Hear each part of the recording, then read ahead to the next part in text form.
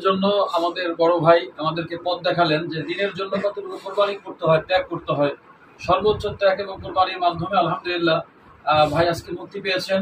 মাজলুম মাজলুম কারাবন্দী আলেম মুফতি মহিবুল্লাহ ভাই, আমাদের বড় ভাই, দীর্ঘদিন কারাবন্দী ছিল জালেমের কারাগারে। জালেম দিনের জন্য, আল্লাহর কথা বলার কারণে, দিন আল্লাহর জমিন, আল্লাহর দিন কায়েমের জন্য তিনি যে প্রচেষ্টা, যে মেহনত করতেছিলেন, এটা জালেমদের উপরি শক্তির তাগুদের সহ্য হয় নাই, যার কারণে তাগুতরা, জালেমরা এই কারাবন্দি করে রেখেছিল।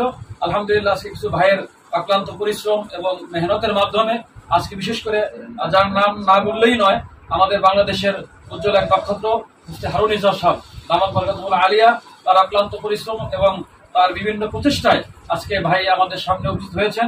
কিছুক্ষণের মধ্যেই পরিবারের কাছে যাবেন। আমরা চাই যে আল্লাহ রাব্বুল আলামিন ভাইকে দিনের সর্বোচ্চ খেদমত করার জন্য আল্লাহ তৌফিক দান করেন, এবং আল্লাহ যেন তাদের সাথে, ভাইয়ের সাথে এবং এই জামাতের সাথে আমাদেরকে আল্লাহ তাআলা দিনের জন্য কবুল করেন। সেই দোয়া চাচ্ছি, আল্লাহ যেন আমাদের জান মালকে আল্লাহ দিনের জন্য কবুল করেন, এলাই কালেমাতুল্লাহর জন্য কবুল করেন। আল্লাহ যেন আমাদের জানটাকে সাদাত হিসেবে আল্লাহ তাআলা কবুল করেন। ভাই ভাই একটু নসিহত আমাদের জন্য করবে ভালো। জাযাকুমুল্লাহু আহসানাল জাযা। আসলে নসিহার উপযুক্ত মনে করি না নিজেকে, তারপরেও যে কথাগুলো আপনি বলছেন ওই কথাগুলোই আমার জন্য এবং সকলের জন্য নসিহা হইলে যথেষ্ট। এটা হচ্ছে আমরা সৃষ্টি হয়েছি দিনের জন্য, সুতরাং আল্লাহর জমিনে আল্লাহর দিন প্রতিষ্ঠা করার জন্য সর্বোচ্চ চেষ্টা আমাদেরকে করতে হবে। এবং এই চেষ্টা করতে গিয়ে যেই নির্যাতন, যেই দুর্ভোগ, যেই যেগুলো দুঃখ যাতনা আসবে, সেগুলোকে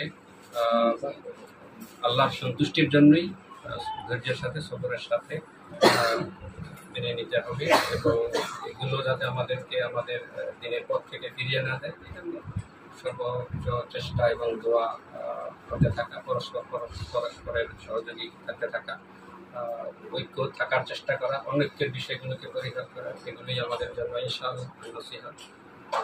আল্লাহ পাক রব্বুল আলামিন আমাদেরকে তৌফিক দান করেন, আর আমাদের এই চেষ্টা, আমাদের কোরবানিগুলো আল্লাহ তাআলা কবুল করেন। আমরা যতই অনেক কিছু করি, অনেক কিছু দেখাই, যদি আল্লাহ তাআলা কবুল না করেন কোনো কিছুই কিছু। এজন্য সর্বোপরি আল্লাহ তাআলার কাছে আমরা আশ্রয় প্রার্থনা করি, আল্লাহ তাআলার কাছে কাকুতি করি যে আল্লাহ তাআলা আমাদের এই প্রচেষ্টাগুলো, কোরবানিগুলো কবুল করেন। আমিন আমিন।